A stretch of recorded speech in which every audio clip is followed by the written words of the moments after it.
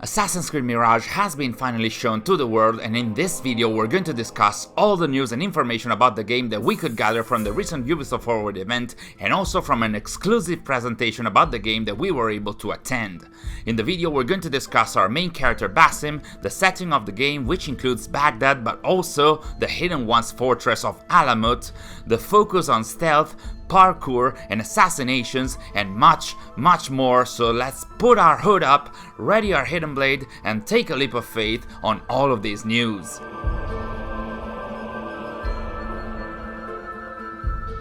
So yeah, the next Assassin's Creed game, called Mirage, set in 9th century Baghdad and starring Basim, that we released in 2023, has been shown through a CGI trailer at Ubisoft Forward, and during the event we were able to glean the first official information about the game through a pretty interesting interview with Sarah Beaulieu, the narrative director of the game who works at Ubisoft Bordeaux, the studio that spearheads the development on the game, with other Ubisoft studios co-developing the game as usual, including Ubisoft Montreal, Singapore, and Sofia. The interview was packed with information, concept art, and screenshots from the game, so no gameplay there sadly, which is possibly my only issue with the presentation, but nonetheless, there is so much to discuss. Sarah started by saying that Mirage will go back to be a narrative-driven action-adventure game like the classic Assassin's Creed games, so the game will go back to the roots of the franchise while also providing a modern take on the elements of the original AC games. At least those are the words and intentions shared by narrative director Sarah Beaulieu, but also art director Jean-Luc Salah from an exclusive presentation that we attended. In that presentation we also got that the narrative structure of the game is going to be a linear one for the most part. Nonetheless, Sarah stated that there will be occasions in the game where players will receive multiple missions and they will be able to face them in the order that they prefer. According to the official showcase, the game will take place 20 years before Valhalla, and Valhalla took place roughly from 872 when Sigurd, Basim and Hytham arrive in Norway to 878 with the Battle of Chippenham and King Alfred fleeing to Athelney, so that should point at Mirage taking place around 850 and 860 AD, I suppose, but during the private presentation that we witnessed, it was stated that the events of Mirage will start in the year 861 AD, which would be 11 years before the beginning of Valhalla. So there seems to be a little confusion there, unless I got something wrong, but at least we have an idea about the time window where the game is going to take place, and also I commend the devs for at least trying to associate some historical dates to the event of the game, something that hasn't really happened recently. The game will start Basim, as we know, from his street thief years until he becomes a master assassin, and here we can also have a look at the key art of Basim and his classic outfit, his hidden blade, the throwing knives which are very similar to the ones used by Altair in Assassin's Creed 1, and his scimitar sword which looks pretty different from the Basim sword we're accustomed to. To support this evolution of Basim, during the private presentation we were shown some early and less refined models of Basim that define the three stages of his life in Mirage: the street thief with his civilian outfit, the apprentice with the white and blue outfit, and the master assassin with some white robes, the red sash and a big hoodie, pretty much as the third outfit that we saw in the CGI trailer, but it seems that the physical traits like Basim's beard might change too in the game throughout these three stages of life. Another element in the game that will support the evolution and progression of Basim is, if I got it correctly, the return of the rank system that was presented in the very first Assassin's Creed game, as Sarah mentioned that Basim will move from one rank to the next within the Hidden Ones. In AC1, completing missions and assassinations allowed Altair to gain new ranks within the Brotherhood, which also meant more weapons and so on, and thus we might see a return of that not only narrative but also gameplay wise. During the presentation, it was stated that Basim will have a quote-unquote conflicted destiny, and also that he will have nightmarish visions and eventually will discover his true nature, which of course is a reference to Basim's destiny of actually becoming controlled by Loki's consciousness as shown in Assassin's Creed Valhalla. But Basim will also bear with him a tragic past, meaning that something happened to his original family. We already know from Valhalla that Basim's father, Ishak, was the architect architect behind the Great Mosque of Samarra, but somebody else took the credit in his stead, which caused Basim's father to be exiled and die in poverty. I'm not sure if that's the tragedy discussed in here though, maybe Basim will have to undergo even more pain than that.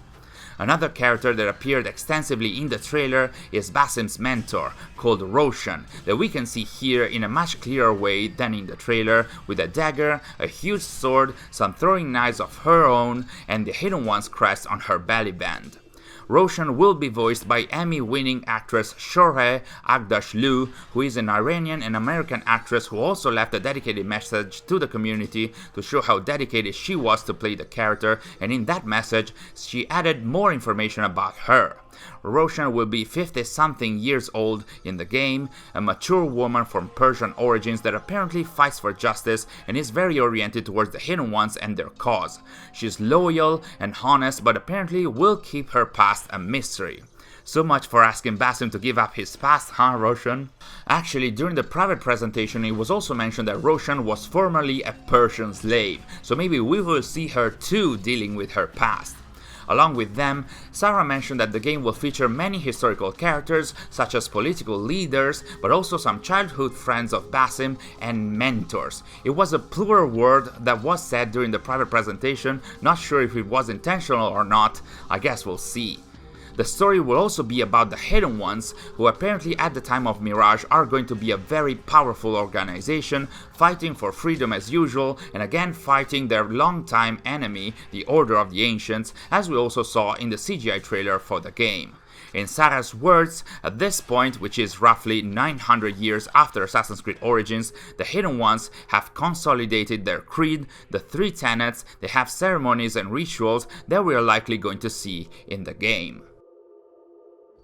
Mirage will be set in Baghdad, as we saw in the CGI trailer, and the choice of the city is not a random one, using the art director's words. This way, the game will go back to the Middle East as a homage to Assassin's Creed 1, while also providing something new that is still, however, located in the same global area explored in the original game. The game will take place at the peak of the Islamic Golden Age in Baghdad, where the city was a center of knowledge, commerce, art, and cultural flourishment, and was the top city of the Abbasid Caliphate. During the presentation that we witnessed, art director Jean-Luc Salah mentioned that people from many different cultures visited the city, which I'd imagine is going to be the case in the game as well, as it was stated that Baghdad will be a dense city with lots of NPCs roaming around.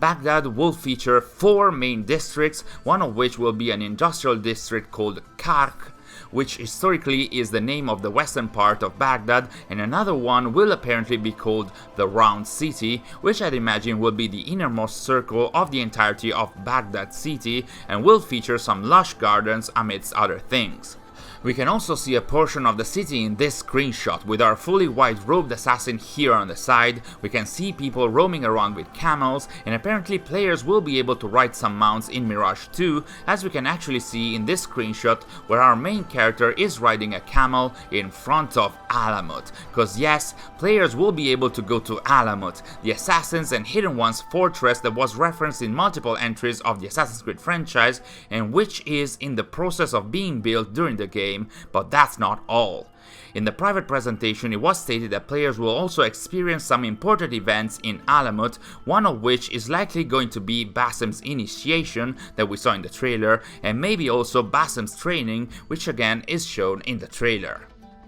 Mirage will be a homage to Assassin's Creed 1, but with a modern take and approach, even in terms of gameplay. In fact, the main pillars of the game will actually be stealth, parkour, and assassinations, which in itself, and at least on paper, seems so cool and promising, and we got some more details about all 3 of these pillars during the private presentation. Stealth-wise, Mirage will supposedly have a bigger focus than the recent Assassin's Creed games, with the idea of identifying, locating, and assassinating the target before leaving undetected being at the core of the gameplay system. The detection system has been reworked and improved from Valhalla to support the recent feedback from fans, and now it should allow players to see who is tracking them and from how far. The game will also feature the return of several tools oriented towards stealth, such as the so-called mine, which I'd imagine is the poisonous trap from the trailer, and the blow dart or blowpipe that we have seen in a number of games in the past. Basim will also have a skill or ability seemingly called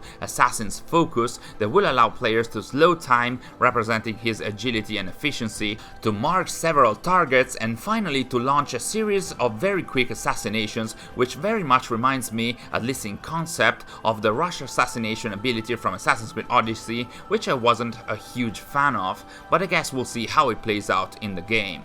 And keeping it to the stealth and exploration topic, Basim will also have his own eagle, and this time it will be an Aquila heliaca, a typical eagle of the region, and their name will be Enkidu. Players will be able to use the eagle to get the now classic aerial view of the surroundings, tag enemies, etc. like in Valhalla, but we'll have to pay attention, because in Mirage some of the archers might shoot Enkidu, which will stop the player from being able to see the environment from the air, and I'd imagine this should add an element of strategy where we might need to take out the archers first as Basim, then fly in with our eagle, spot our objective, and then complete the mission. Parkour has also been improved with apparently some classic animations coming back from the original games. For example, corner swings will be back. That's the move where the main character jumps and holds to a lamp or something else and is able to fly around the edge of a building and land on the other side. And another parkour ingredient was mentioned, that is the poles that our Basim can hold on to cross big gaps between roofs. The devs also seemingly sped up the pace of the parkour compared to what we saw in Valhalla in an attempt to make the players feel lighter than however they felt with the recent installments of the franchise. The level design of the city has also changed to provide many more opportunities to run and jump on the rooftops, but also to hide atop of them, which will be another classic stealth element coming back. The third pillar of the game will be the Assassinations, and each of the main ones will follow the format of the black box missions introduced with Assassin's Creed Unity and Syndicate, and then reappeared in the Siege of Paris DLC of Assassin's Creed Valhalla. In Mirage, this type of missions will come back, providing opportunities and special paths to take down the targets. So there will be a focus on the assassination missions, but also on the assassinations themselves, as most of the assassination animations for Mirage will be completely new. The game will also feature some quote-unquote assassin tools that weren't described any further, but they will seemingly be upgradable. Along with that, there will also be some new interactions with the world that will help Basim get rid of the enemies, like setting traps, dropping scaffoldings on the enemies, and so on. Finally, during the showcase, Sarah confirmed that Mirage is going to be available in 2023 without confirming a day or month, and I guess that makes sense considering the rumors surrounding the game being postponed from early 2023 to May or June, so I can understand Ubisoft wanting to be perfectly sure about their game before announcing a release date, while at the same time, I'd also imagine that not having a release date coupled with not showing any gameplay means that the game isn't presentable at this stage, which doesn't look great. So we don't have a release date quite yet, but this was a game announcement, so of course Ubisoft has also revealed a number of editions of the game, 3 in this case, a standard edition, a deluxe edition, and a collector's case, which contains a lot of stuff as usual. Of course we can see Basim's statue, the collector's case itself, the deluxe edition of the game that is going to be contained in here, a part of the game soundtrack, a steelbook whose design will actually be chosen by fans, a map of Baghdad, Basim's brooch, some more digital content, and apparently the deluxe pack, which will be inspired by Prince of Persia, and as of now this looks to me like the least grounded element of the game, but again it's a cosmetic pack, so I personally don't really care. Pre-ordering the game will allow fans to also obtain the originally leaked quest, The 40 Thieves, which will very likely deal with the classic story of Ali Baba and the 40 Thieves from the 1001 Nights. So that's the first and huge information drop on Assassin's Creed Mirage that we gathered and brought to you, and I can't express how excited I am about this, how hopeful I am that this game can be successful, how worried I am because of the absence of gameplay and a release date. I don't know, I'm on a roller coaster of emotions, and I'm honestly not even bothered that there was no AC1 remake announcement here, which at this point should really douse the fires and expectations about such project, because I am so interested in Mirage right now. I really can't wait to see how the game plays out, and I hope that's the case for you as well. But the surprises and information about Mirage did not stop to this, because much more can be gleaned from the CGI trailer, for which we have actually created a full breakdown where we are showing you all the details you might have missed, including an incredible amount of references to the classic assassin traditions, the connections between Alamut and the past games, and some references to the Persian branch of the Order of the Ancients. Thanks for watching, and I'll see you in our next video.